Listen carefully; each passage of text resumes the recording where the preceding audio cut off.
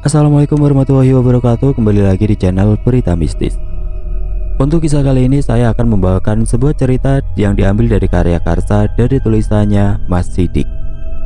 Dan untuk kisah yang akan saya bawakan kali ini yaitu sebuah kisah yang berjudul Ritual Tarik Janin.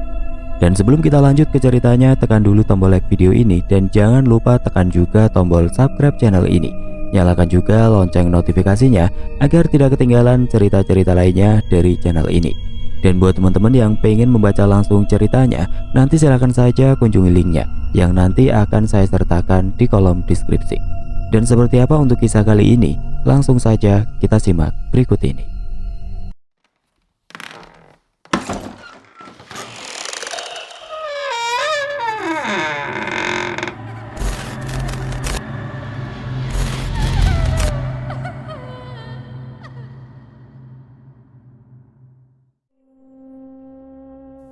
Apa yang akan terjadi ketika bayi yang dikandung oleh kalian hilang begitu saja? Seperti ada seseorang yang menariknya dari dalam tubuh kalian sehingga bayinya menghilang. Hal itulah yang terjadi kepada Sri yang harus kehilangan bayinya setelah diteror oleh salah satu makhluk yang menyeramkan di setiap malamnya. Aku sebagai narasumber adalah seseorang yang dilahirkan sama dengan anak dari Bu Sri. Apabila dia selamat dan dilahirkan secara normal, sehingga ketika Bu Sri melihatku dilahirkan, beliau meminta aku untuk menjadi anaknya karena dia telah kehilangan bayi yang dikandungnya. Bu Lilis, nampak seorang berjalan secara perlahan. Dia memakai baju kebaya berwarna hijau muda dengan kain jarik berwarna coklat bergambar bunga yang tampak serasi dengan baju yang dipakai. Bu Sri, ayo sini duduk, kata ibu yang melambaikan tangannya dan menyambut Bu Sri yang kini menghampirinya pada saat itu. Sinar matahari yang muncul di pagi itu membuat badan mereka hangat. Apalagi mereka berdua kini sedang mengandung seorang anak yang mereka idam-idamkan. Suara decit kayu dari dipan depan rumah terdengar ketika Bu Sri duduk di sana. Dia memandang langit yang cerah untuk menghangatkan badan dan bayi yang dikandungnya. Bu Sri menghela nafas panjang. Tidak terasa bayi yang ada di dalam kandungannya semakin membesar seiring waktu berjalan. Sambil mengusap-ngusap perutnya dengan perasaan yang senang, Bu Sri menoleh ke arah ibu yang ada di sampingnya sambil berkata, "Bu, kalau nanti anak ini lahir, tolong bantu ajarin ngebedong ya. Aku baru pertama kali, jadi belum paham caranya," tanyanya sambil tersenyum. Ibu membalasnya dengan senyuman. Sebagai seorang yang hamil anak keempat yaitu aku, dia hanya mengangguk dan berkata bahwa dia akan mengajarkan semuanya ketika bayinya lahir. Sedangkan Bu Sri ini adalah kehamilan pertamanya, sehingga wajar saja dia bertanya kepada ibu yang sudah berpengalaman. Jarak kehamilan Bu Sri dan ibu memang tidak terpaut jauh, hanya berbeda 1 bulan, sehingga mungkin saja mereka akan melahirkan di waktu yang berdekatan pula. Bu Sri dan ibu memang sudah seperti keluarga. Meskipun mereka tidak ada hubungan darah, tapi ibu sudah menganggap Bu Sri sebagai adiknya. Begitu pula ibu terhadap Bu Sri selama tinggal di sana. Setiap hari Bu Sri selalu datang ke rumah, membantu ibu layaknya keluarga yang sudah dikenal lama, dan ibu pun selalu memberi sesuatu untuk bisa dinikmati bersama-sama dengan Bu Sri ketika dirinya mempunyai rezeki yang lebih. Mereka benar-benar seperti keluarga yang dekat, sangat-sangat dekat. Bu Sri sebenarnya bukan warga kampung sini.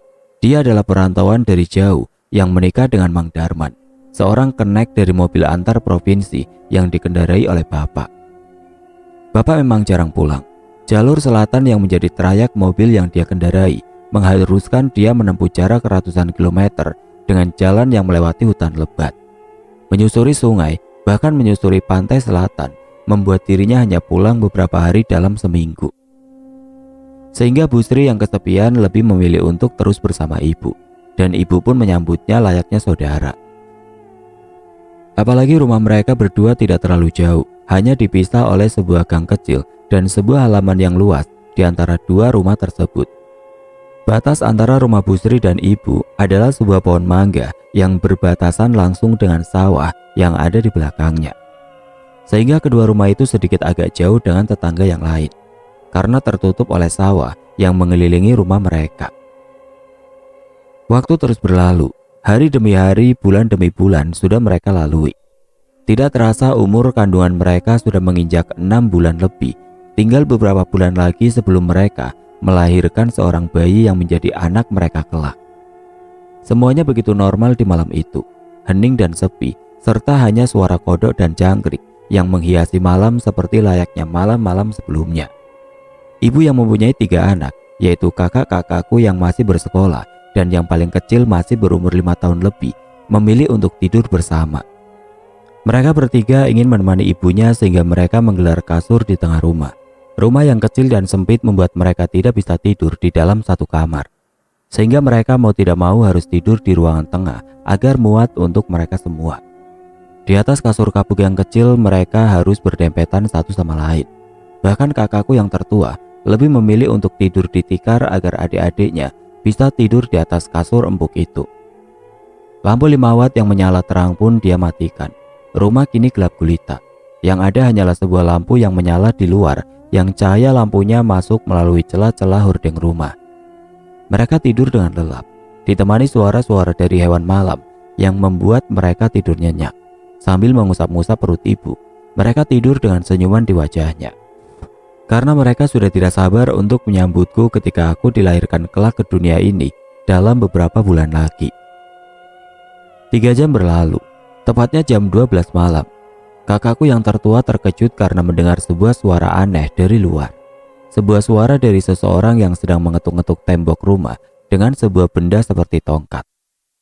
Dirinya berjalan dan memukul-mukul tongkat itu secara perlahan ke setiap rumah. Tak, tak, tak, tak, tak, tak. Dia bisa mendengar suara itu bahkan dari rumah yang ada di seberang sawah. Malam yang hening membuat suaranya menggema dan membuatnya terbangun pada malam itu. Dirinya sempat melihat bayangan dari orang tersebut sekilas ketika orang tersebut mengetuk-ngetuk tembok rumahnya, lalu mengetuk-ngetuk rumah Bu Sri, dan berlanjut mengetuk-ngetuk rumah orang lain yang ada di seberang sawah. Namun awalnya dia hanya membiarkannya karena mungkin itu adalah orang iseng yang melewati gang depan rumahnya agar dirinya tidak ketakutan ketika sedang berjalan malam hari di sana.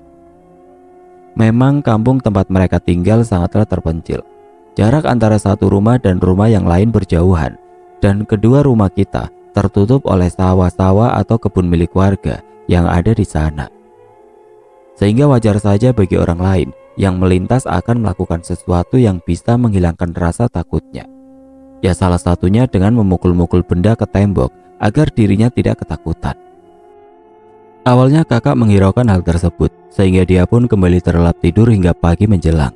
Namun, rupanya suara ketukan dari orang tersebut kembali terulang. Tepat jam 12 malam, kakak kembali mendengar suara itu. Bahkan kali ini dia mengetuk tembok rumahku dan rumah Bu Sri lebih lama dari sebelumnya. Hal itu terjadi selama 3 malam berturut-turut. Bahkan untuk yang ketiga kalinya, dia hanya mengetuk-ngetuk 2 rumah yang ada di sana, yaitu rumahku dan rumah Bu Sri. Dan setelah sekian lama dia mengetuk-ngetuk tembok dengan benda yang dia bawa, dan ketika dia selesai mengetuk-ngetuk rumahku dan rumah Bu Sri, tiba-tiba dia menghilang begitu saja. Tidak ada langkah kaki yang terdengar, tidak ada pula suara ketukan yang terdengar di rumah yang ada di seberang sawah setelah melewati gang di depan rumahku. Dia benar-benar menghilang tanpa jejak, dan suasana kembali hening seperti biasa. Kakak awalnya menghiraukan hal tersebut. Dia masih menganggapnya bahwa itu adalah orang iseng yang sering melewati gang yang ada di antara rumah kita ketika malam. Karena di hari keempat orang tersebut tidak datang lagi. Malam yang hening dengan suara jangkrik serta kodok yang menemani malam di sawah yang mengelilingi rumah kita berdua kembali mengambil alih malam. Semuanya tenang kembali seperti di malam-malam sebelumnya, sehingga hal itu membuat kakak terlelap tidur dengan tenang hingga pagi menjelang. Namun di hari yang kelima, kakak dikejutkan oleh suara orang yang gaduh dari atap rumah. Suara seperti langkah kaki yang berlarian di atas genteng dan seperti ingin berusaha untuk masuk ke dalam rumah. Tentu saja hal itu membuat dirinya terbangun. Bahkan kakak-kakakku yang lain pun ikut terbangun ketika mendengar hal tersebut. "Suara apa itu, Ah?" kata kakakku yang kedua. Kakakku yang pertama hanya menggelengkan kepala sambil melihat ke atas langit-langit rumah. Dia hanya menyuruh kedua adiknya untuk tertidur kembali dan menyerahkan semuanya kepada dirinya selaku yang paling tua di sana. Dia tahu bahwa ada yang tidak beres di atap rumah. Karena itu bukanlah langkah kaki dari hewan seperti kucing atau musang yang sering kali melewati atap rumah ketika malam tiba. Tapi itu seperti langkah kaki manusia yang berjalan dengan dua kaki di atas genteng dan seperti berusaha masuk ke dalam rumah dari atas. Dia seperti menabrak-nabrakan diri ke genteng di atas sana. Namun sepertinya dia tidak berhasil untuk masuk, sehingga dia hanya bisa membuat gaduh di atap rumah. Jujur dirinya ketakutan pada saat itu. Dia takut bahwa itu adalah maling yang ingin membawa barang-barang di rumah. Namun di satu sisi tanggung jawab terhadap keluarga selama bapak tidak ada kini harus dia emban, sehingga harus mencari tahu siapa yang ada di atas atap rumahnya. Seketika dia langsung menyalakan lampu yang ada di tengah rumah. Tidak lama dia membuka kunci pintu dan mencari tahu siapa yang ada di atas sana. Dia membuka pintu secara perlahan. Angin dingin malam tiba-tiba berhembus tepat ketika dirinya membuka pintu tersebut. Pemandangan yang pertama dia lihat hanyalah kegelapan. Lampu 5 watt yang menyala di depan rumah tidak bisa menerangi semua yang dia lihat sekarang. Anehnya, tepat ketika dia membuka pintu tersebut, suasana mendadak hening. Seperti tidak ada yang terjadi pada malam itu. Kakak pun langsung sedikit berjalan keluar, namun salah satu tangannya masih memegang gagang pintu rumah, sehingga dia tidak terlalu jauh berjalan pada waktu itu. Kepalanya sedikit diangkat ke atas, melihat genteng rumah yang nampaknya masih normal.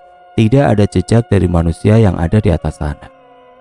Begitu pula ketika dia melihat ke arah kiri, tepatnya ke belakang rumah. Tidak ada jejak kaki dari seseorang yang berusaha naik ke atap rumah. Namun ketika dia melihat ke arah gang, tepatnya ke arah pohon mangga yang menjadi pembatas antara rumahku dan rumah Bu Sri, tiba-tiba jantungnya langsung berdetak kencang. Tubuhnya langsung merinding atas apa yang dia lihat. Dia melihat sosok bayangan manusia yang sedang melakukan sesuatu. Dia melakukan gerak-gerakan yang aneh di sana. Dia berdiri di belakang pohon mangga sambil mengangkat kedua tangannya sejajar dengan kepalanya.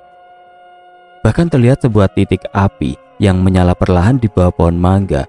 Entah apa yang dia lakukan, namun kakak terlalu takut untuk berteriak karena bayangan manusia itu membuat dirinya ketakutan. Seperti sadar bahwa ada yang mengawasinya, bayangan itu tiba-tiba melihat ke arahnya. Matanya yang merah menyala terlihat dengan jelas ketika dia menatapnya dari kejauhan. Tidak lama kemudian, bayangan itu tiba-tiba menghilang, diiringi dengan angin malam yang berembus dari arah sawah. Bayangan itu menghilang layaknya pasir yang dihembuskan oleh angin.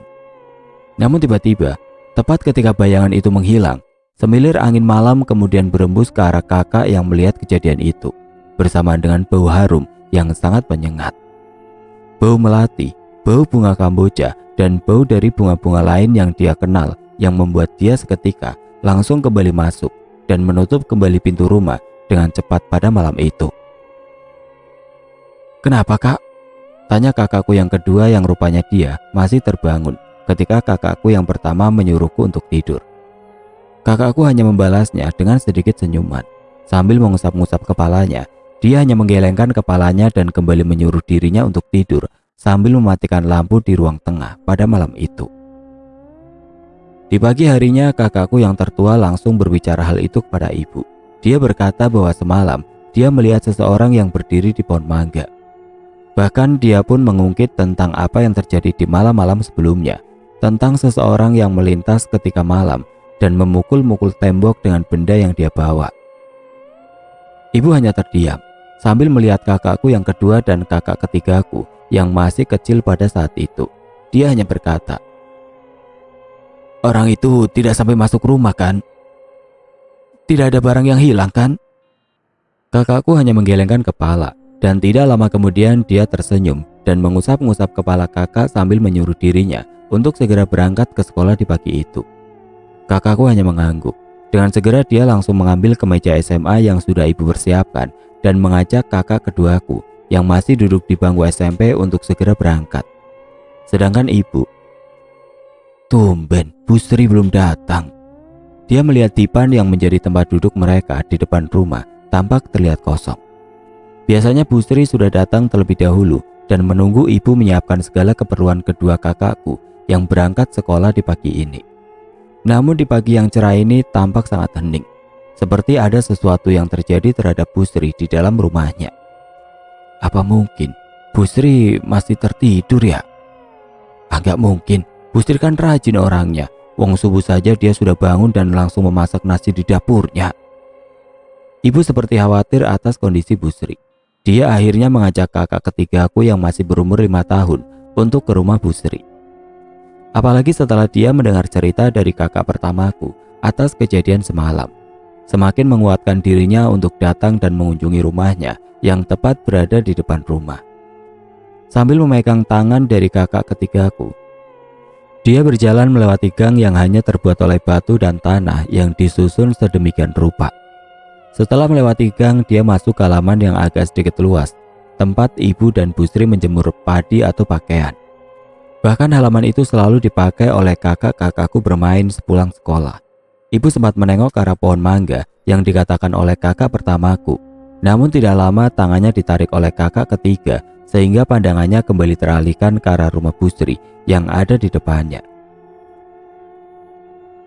Bu Sri. Ibuku mengetuk pintu rumah Bu Sri pada saat itu. Namun tidak ada jawaban dari dalam rumah. Ibuku sempat melihat ke dalam rumah dari sela-sela jendela yang tertutup hordeng pada saat itu. Di dalam sana terlihat sangat gelap. Ketika matahari sudah meninggi, namun Bu Sri masih belum membuka hordeng rumahnya, sehingga hal itu membuat ibu semakin khawatir. "Ayo Dek, kita ke belakang," kata ibu sambil mengajak kakak ketigaku untuk memutar ke arah belakang rumah. Ibu tahu bahwa pintu belakang rumah tidak dikunci oleh Bu Sri. Bu Sri sengaja tidak mengunci pintu belakang karena ketika suaminya pulang malam, dirinya tidak perlu menggedor pintu depan dan bisa langsung masuk melewati pintu belakang. Sambil menarik tangan kakak ketigaku, ibu dengan tergesa-gesa membuka pintu dapur. Dia masih melihat lampu dapur yang menyala, seperti belum Bu Sri matikannya di pagi ini. Hal itu tentu saja membuat ibu semakin khawatir atas apa yang terjadi dengan Bu Sri. Dengan tergesa-gesa dia langsung mencari Bu Sri di dalam sana. Bu Sri, Bu." Ibu tiba-tiba terdiam. Tepat ketika dia melangkahkan kakinya ke ruang tengah, mulutnya sampai terbuka ketika dia melihat pemandangan yang ada di depannya.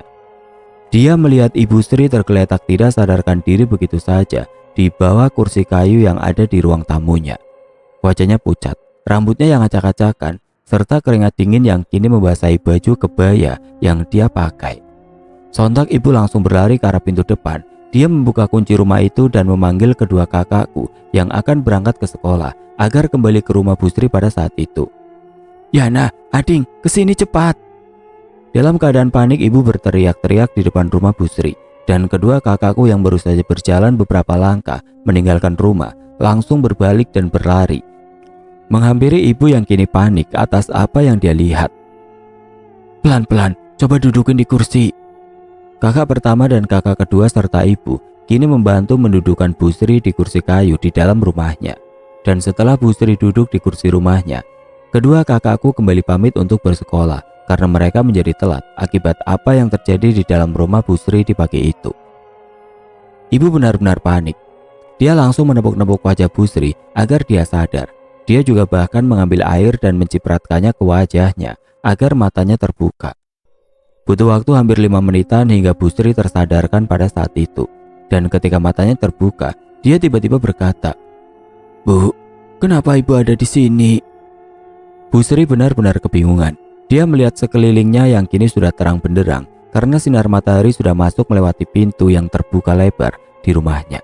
Seketika dia langsung mengernyitkan dahinya, seperti ada rasa pusing di kepala yang dia rasakan ketika dia ingin mengingat apa yang sebenarnya terjadi kepada dirinya. Ibu yang masih panik dengan keadaan Bu Sri langsung membuatkan teh manis hangat untuk diminum di pagi itu. "Minum dulu teh manisnya Bu, agar Bu Sri tenang, setelah itu baru bercerita," kata ibu sambil menyodorkan teh manis hangat kepada Bu Sri.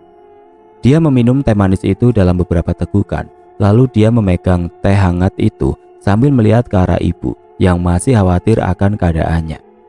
"Bu," katanya dengan nada yang pelan, "semalam saya mendengar suara gaduh di atap Bu, seperti ada kucing yang berantem sehingga membuat saya terbangun di tengah malam.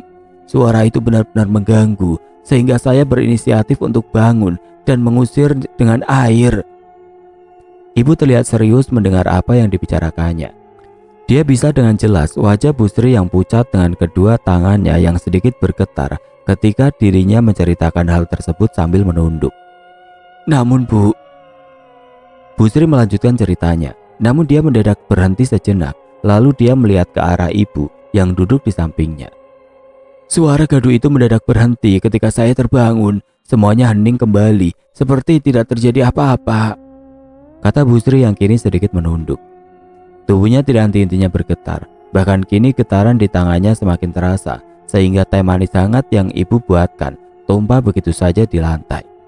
Seketika tangan ibu langsung memegang tangan Bu Sri pada saat itu. Dia memberitahu bahwa dia harus tenang, karena kini ada dirinya yang ada di samping Bu Sri. Ibu berusaha menenangkan Bu Sri, sehingga dirinya bisa kembali bercerita pada saat itu. Terus bagaimana Bu? Kenapa ibu bisa sampai tidur di bawah? Tanya ibuku dengan nada yang pelan.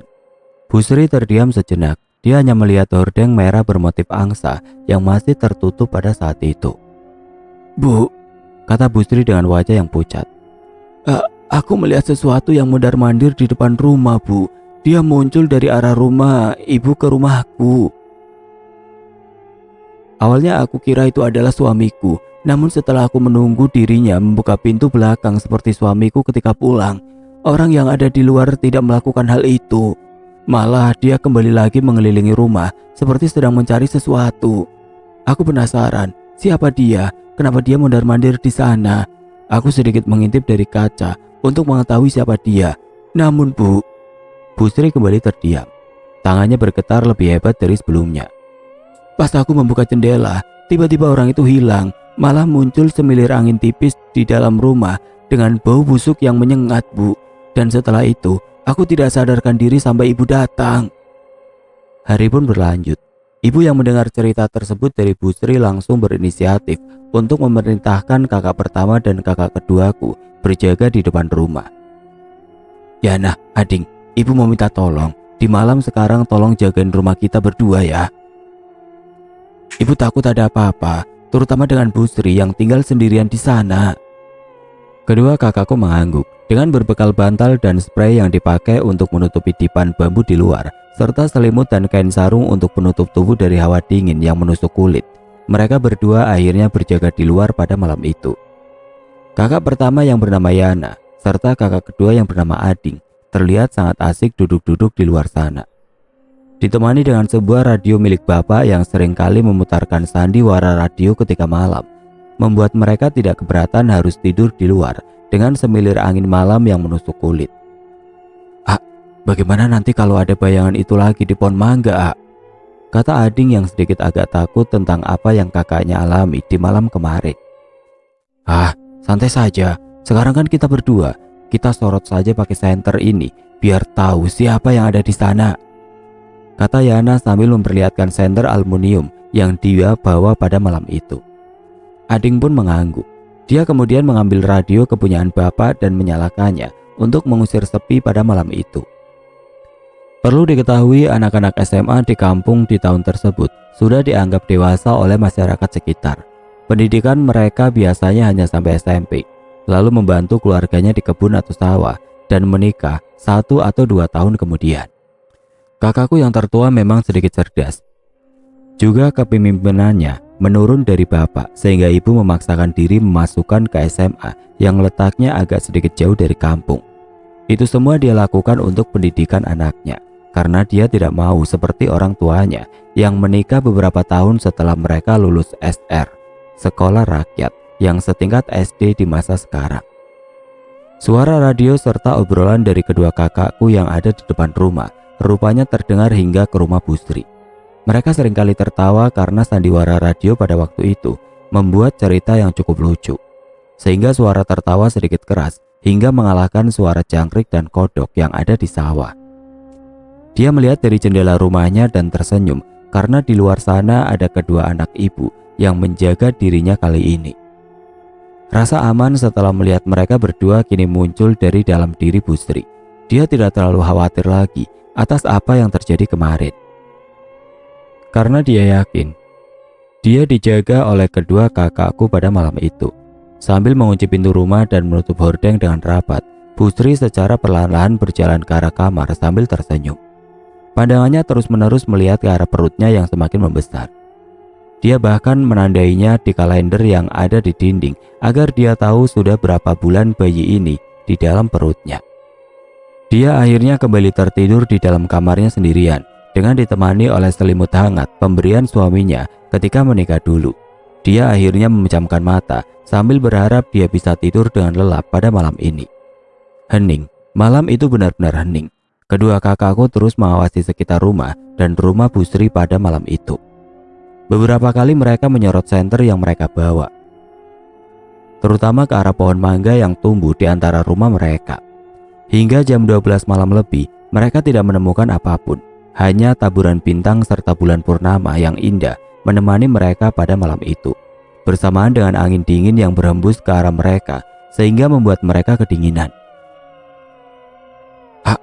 Ayo tidur yuk, udah ngantuk, mana dingin lagi. Kayaknya gak ada apa-apa di rumah Bu Sri pada malam ini, kata Ading sambil menguap. Yana yang merupakan kakak tertua akhirnya mempersilahkan Ading untuk tidur duluan. Sedangkan dia akan berjaga beberapa waktu hingga semuanya dirasa aman. Ading pun mengangguk. Dia langsung tertidur di atas dipan depan rumah sambil mengambil selimut dan menutupi seluruh tubuhnya agar tidak kedinginan. Dia akhirnya terlelap tidur dan sang kakak pun akhirnya ikut memejamkan mata tidak lama setelah dia memastikan bahwa di malam itu semuanya aman. Jam 3 subuh. Terdengar teriakan keras dari arah rumah Bu Sri. Tentu saja hal itu membuat kedua kakakku terkejut. Suaranya menggema seperti suara dari seseorang yang kesakitan di dalam sana. Sontak kakak pertama langsung terbangun dan berlari ke arah rumah Bu Sri. Sedangkan kakak kedua yang ikut terbangun akibat teriakan itu tiba-tiba jatuh dari atas dipan ketika akan menyusul kakak yang pertama. Rasa kantuknya yang begitu kuat membuat dirinya belum terlalu bisa mengontrol tubuhnya. Hal itu sempat membuat langkah kaki kakakku yang pertama terhenti. Dia berbalik dan berteriak kepada kakakku yang kedua yang kini jatuh ke tanah. "Kenapa kamu? Ayo cepat, kita ke rumah Bu Sri," katanya dengan nada yang panik. Mereka berdua akhirnya berlari ke rumah Bu Sri pada saat itu. Dengan berbekal senter aluminium dengan sinarnya yang berwarna kuning, mereka langsung lari ke pintu belakang. Mereka tahu bahwa hanya pintu belakanglah yang tidak dikunci oleh Bu Sri, sehingga mereka langsung memutari rumah itu dan langsung ke dalam rumah dalam keadaan panik. Mereka langsung masuk melewati pintu belakang. Rumah Bu Sri yang gelap kini terang oleh senter yang mereka bawa. Kakakku yang kedua merasa takut sehingga dia memegang baju kakaknya pada saat itu. Mereka terus berlari melewati dapur dan ruang tengah. Namun ketika mereka membuka tirai pembatas ruang tengah dan kamar tidur Bu Sri, mereka terkejut begitu melihat Bu Sri yang terduduk lemas di atas kasur dengan wajahnya yang pucat. Lagi-lagi keringat dingin muncul dan membasahi tubuhnya. Rambutnya terlihat basah sehingga terlihat acak-acakan. Wajahnya benar-benar pucat, seperti sudah mengalami sesuatu yang mengerikan pada malam itu. Detak jantungnya berdetak dengan kencang, bahkan nafasnya terlihat sangat berat ketika dia duduk di sana. "Jangan ambil bayiku, jangan ambil bayiku," Bu Sri terus-terusan bergumam di sana. Dan ketika kedua kakakku muncul dan menanyakan apa yang sebenarnya terjadi, Bu Sri hanya menghirup nafas panjang. Dia sepertinya lega karena kini ada kedua kakakku yang ada di sana. Namun dia tiba-tiba menunduk sambil mengusap-ngusap perutnya yang semakin membesar. Secara tidak sadar, kedua matanya secara perlahan mengeluarkan air mata. Sebuah air mata kesedihan yang menetes secara perlahan sehingga membasahi wajahnya yang cantik itu. "Jangan bawa bayiku, jangan bawa bayiku," katanya sambil menangis. Pagi hari menjelang, ibu dengan tergesa-gesa langsung datang kembali ke rumah Bu Sri setelah diberitahu oleh kakakku. Namun tepat ketika ibu masuk ke dalam rumah, tiba-tiba dia langsung mengangkat salah satu tangannya dan menutup hidungnya. "Bau apa ini? Seperti bau bangkai," kata ibu dengan wajah yang sedih. Kedua kakakku dan Bu Sri heran dengan tindakan ibu, karena mereka berdua tidak merasakan apapun seperti apa yang dirasakan oleh ibu pada saat itu. Seketika ibu langsung berlari ke dapur. Dia seperti sedang mencari sesuatu atas apa yang dia rasakan di pagi itu. Apa ada tikus yang mati di sini ya? Dia langsung membuka pintu dapur, membuka jendela di seluruh rumah Bu Sri. Dia sengaja melakukan itu agar bau bangkai yang dia rasakan menghilang ketika tercampur oleh udara yang ada di luar. Dia akhirnya kembali dari dapur dan menuju kamar. Ibu kaget melihat kondisi Bu Sri yang kini nampak lemas dengan wajahnya yang pucat pada saat itu. Sambil mendekatinya secara perlahan, dia akhirnya duduk di sebelah Bu Sri dan bertanya sebenarnya ada apa. Apakah ada orang lain lagi yang ingin masuk ke rumah Bu Sri seperti malam-malam sebelumnya? Bu Sri menggelengkan kepala. Dia hanya terdiam sebentar sambil melihat ibu yang ada di sebelahnya. Tidak lama dia bercerita bahwa dia bermimpi, dan di dalam mimpi itu Bu Sri sedang berdiri di depan rumah yang sedang dia tinggali sekarang. Tiba-tiba dari arah gang dia melihat ada nenek-nenek yang berjalan mendekatinya. Nenek-nenek yang sudah keriput dengan rambutnya yang sudah memutih dan jalannya yang sudah bungkuk. Dia berjalan sambil menyimpan kedua tangannya di belakang punggungnya. Dengan memakai baju hitam serta kain jarik berwarna coklat tua, dia mendatangi Bu Sri sambil tersenyum. Dia awalnya menanyakan tentang kondisi kehamilan Bu Sri, dan Bu Sri juga menjawab pertanyaan itu tanpa ada kekhawatiran sama sekali. Sudah sewajarnya masyarakat kampung seringkali bertanya tentang kehamilan seseorang. Sudah berapa bulan? Kapan akan lahiran? Pertanyaan-pertanyaan itu seringkali muncul kepada ibu-ibu hamil yang ada di kampung, bahkan mungkin hingga hari ini. Nenek itu bahkan mengusap-ngusap perut Bu Sri secara perlahan, dan hal itu dibiarkan oleh Bu Sri karena memang sudah biasa orang lain terutama ibu-ibu mengusap-ngusap perut orang yang sedang hamil. "Ganteng ya anaknya teh," katanya dengan nada yang sedikit pelan. Bu Sri hanya tersenyum mendengar hal itu. Dia terus-menerus mengusap-ngusap perut Bu Sri pada saat itu. Namun tidak lama setelah itu, dia kembali bertanya. Dan itu yang membuat Bu Sri kaget atas pertanyaan yang diajukan. "Neng, bayinya buat nenek ya?" Dia memalingkan wajahnya ke arah Bu Sri. Namun seketika wajahnya tiba-tiba berubah secara perlahan. Keriputnya semakin banyak. Tatapannya sangat tajam. Bahkan kini muncul taring kecil di mulutnya. Wajahnya benar-benar sangat pucat. Bahkan tangan yang sedang memegang perutnya pun kini mendadak menjadi kurus kering dengan kukunya yang terlihat tajam secara perlahan. Seketika Bu Sri menolak, namun secara tiba-tiba tubuhnya seperti kaku dan tidak bergerak. Dia tidak bisa menggerakkan seluruh tubuhnya dan membiarkan nenek itu mengusap-ngusap perutnya secara perlahan dengan wajahnya yang kini mengerikan. Dia memiringkan wajahnya ke kiri dan ke kanan ketika dia mengusap perut Bu Sri pada saat itu. Dan itu benar-benar menyeramkan untuk dilihat sendiri. Mimpi itu seketika hilang dan dirinya terbangun tepat di jam 3 subuh. Dirinya langsung berteriak dan hal itu membuat kedua kakakku datang menghampirinya pada saat itu. Ibu yang ada di sebelah Bu Sri hanya bisa terdiam mendengar hal tersebut. Dia langsung mendekat dan memeluk Bu Sri secara perlahan. Dan Bu Sri hanya bisa kembali menangis di pelukan ibu pada saat itu. "Sri, mendingan kita panggil Pak Raji agar bisa menemanimu di rumah. Aku takut ada apa-apa dengan bayimu." "Karena gak mungkin kan, si Yana sama si Ading yang jaga tiap malam," kata ibu sambil mengusap-ngusap perut Bu Sri pada saat itu. Bu Sri hanya menggelengkan kepala atas perkataan ibu, seperti ada rasa canggung dari dalam dirinya apabila dia meminta tolong selain ibu. Apalagi apabila mimpi itu diketahui oleh orang lain selain ibu, dia takut menjadi bahan pergunjingan bagi ibu-ibu yang lain di sekitar kampung. "Tidak apa-apa Bu, sepertinya itu hanya mimpi buruk. Mungkin aku terlalu khawatir akan orang yang mondar-mandir di depan rumah di malam kemarin sehingga aku mimpi buruk. Apalagi suamiku akan pulang besok, jadi ibu gak perlu khawatir," kata Bu Sri dengan nada yang pelan. Di malam selanjutnya rupanya dia bermimpi yang sama. Dia kembali berdiri di depan rumahnya pada saat itu. Cahaya lampu 5 watt yang menerangi depan rumah Bu Sri terlihat dengan jelas. Namun dia melihat rumahku yang nampak kosong, seperti tidak ada kehidupan di sana. Karena tidak ada lampu yang menyala sama sekali di sekitar rumahku pada saat itu. Dia sendirian, seperti hanya ada dirinya dan rumah tempat tinggalnya di sana. Ditemani cahaya lampu rumah yang sedikit redup dari langit-langit rumahnya. Awalnya Bu Sri bingung kenapa dirinya berdiri di depan rumah pada malam hari ini. Namun, lalu secara tiba-tiba, "Sri!" Sebuah suara tiba-tiba muncul diiringi dengan beberapa tangan yang muncul dari arah belakang dan bergerak ke arah perutnya yang semakin membesar. Tangan-tangan yang kurus dan keriput muncul begitu saja. Sontak Bu Sri langsung melihat tangan-tangan itu muncul dengan wajahnya yang kaget. Apalagi tangan-tangan itu seketika mengusap-ngusap perutnya secara perlahan.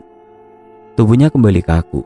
Dia benar-benar tidak bisa bergerak pada saat itu. Dia hanya bisa memandangi bagaimana tangan itu muncul secara mengerikan. Lalu, tidak lama kemudian dia mendengar kembali suara yang sedang memanggilnya. Sri. Suara itu kini terdengar semakin jelas dan seketika ketika dia melihat asal suara tersebut, nenek yang dia temui di mimpi kemarin kini muncul secara tiba-tiba di dekatnya. Dia terlihat berdiri 1 meter dengan tubuhnya yang kini tidak bisa bergerak karena ada tangan-tangan yang muncul dan mengusap-ngusap perutnya. Nenek itu langsung memiringkan wajahnya ke kiri dan ke kanan. Dia memandangi perut Bu Sri sambil tersenyum dengan senyumannya yang menyeringai. Bahkan dia mengangkat tangannya secara perlahan dan kembali mengusap-ngusap perut Bu Sri secara perlahan sambil berkata, "Kesini ganteng, ke nenek. Akan aku bawa oleh nenek ke sana," katanya sambil tertawa kecil. Jujur Bu Sri tidak bisa melakukan apa-apa pada saat itu.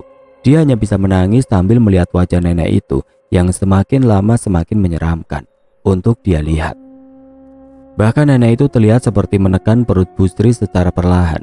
Kuku-kukunya yang tajam terlihat menempel kepada perutnya yang membesar. Dia memutar tangannya secara perlahan di perut Bu Sri sambil sedikit tertawa. Dia meremas perut Bu Sri dan menariknya secara perlahan pada saat itu.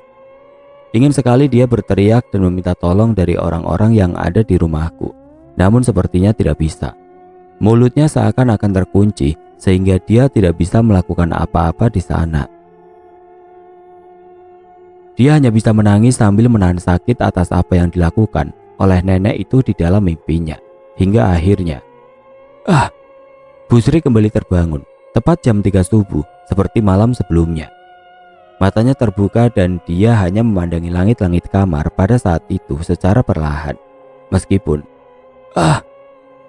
dia tiba-tiba merasakan rasa sakit yang luar biasa dari perutnya.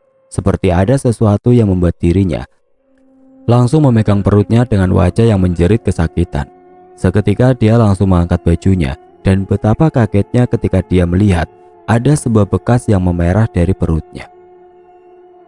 Sebuah bekas tangan yang sama dengan apa yang dia rasakan di dalam mimpinya. Seperti nenek yang dia temui di sana adalah kenyataan. Karena dia melihat dengan jelas bekas dari remasan tangan nenek itu di perutnya. Sambil meringis dia akhirnya bangun secara perlahan. Meskipun karena tidak lama kemudian dia tiba-tiba mencium bau busuk yang menyengat. Sebuah bau seperti tikus yang mati dan asalnya dari ruang tengah. Dia teringat bahwa ibu pun merasakan bau yang serupa ketika kemarin dia masuk ke dalam rumah. Seketika dia langsung turun dari kasur dan berdiri di dalam kamar. Namun ketika dia akan melangkahkan kakinya untuk mencari tahu asal dari buah busuk tersebut, tiba-tiba dia kembali terkejut karena dia melihat sesuatu yang kembali membuat wajahnya pucat karena ketakutan. Sebuah bayangan nenek-nenek yang bungkuk kini terlihat di balik tirai pembatas antara kamar dan ruang tengah. Sinar lampu dari ruang tengah yang tidak dia matikan membuat bayangan itu terlihat jelas. Dia seperti sedang berdiri di depan tirai dan menunggu dirinya untuk keluar dari kamar. Bahkan dia seperti tertawa kecil. Dan suara tawanya persis sama dengan mimpi yang dialami pada saat itu. "Sri," katanya dengan nada yang pelan di balik tirai. Bu Sri hanya bisa terdiam kembali. Tubuhnya mendadak kaku dan tidak bisa bergerak. Dia hanya bisa memandangi bayangan dari nenek itu di balik tirai kamar. Tiba-tiba, Bu Sri seperti merasakan kembali rasa sakit yang luar biasa di dalam perutnya. Dia langsung berpegangan ke tembok rumahnya karena menahan rasa sakit yang luar biasa. Di tengah-tengah rasa sakit yang menimpa dirinya, bayangan dari nenek itu langsung terkekeh. Dia seperti senang akan rasa sakit yang dialami oleh Bu Sri pada saat itu. Bahkan kepalanya dimiringkan ke arah kiri dengan salah satu tangannya yang terlihat sedang membuka tirai kamar itu secara perlahan. Bu Sri dengan jelas melihat bagaimana wajahnya yang menakutkan itu terlihat di balik tirai yang dia buka. Matanya yang menatap tajam ke arahnya, juga rambut-rambut putih yang tipis dan menutupi sebagian wajahnya. Nenek itu seperti ingin memaksa masuk ke dalam kamar. Namun, tepat ketika setengah tirai kamar itu terbuka, tiba-tiba terdengar suara ayam yang berkokok di sekitar kampung.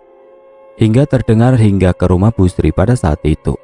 Hal itu tentu saja membuat nenek itu sedikit terkejut, dan tidak lama kemudian tirainya kembali tertutup secara perlahan dan nenek itu menghilang seperti sebuah pasir yang tertiup angin kencang pada saat itu. Brak! Bu Sri langsung menjatuhkan tubuhnya di dalam kamar. Jantungnya berdetak sangat kencang dengan nafasnya yang kembali terasa berat. Dia tidak percaya bahwa apa yang dia lihat adalah sebuah kenyataan. Dia ingin sekali menangis setelah melihat hal itu.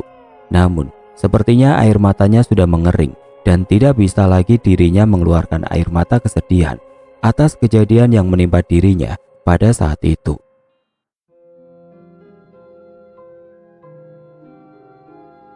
Oke teman-teman, sampai di sini dulu ceritanya. Nantikan kelanjutan kisah ini di video berikutnya. Agar tidak ketinggalan, klik tombol subscribe channel ini dan nyalakan lonceng notifikasinya. Wassalamualaikum warahmatullahi wabarakatuh.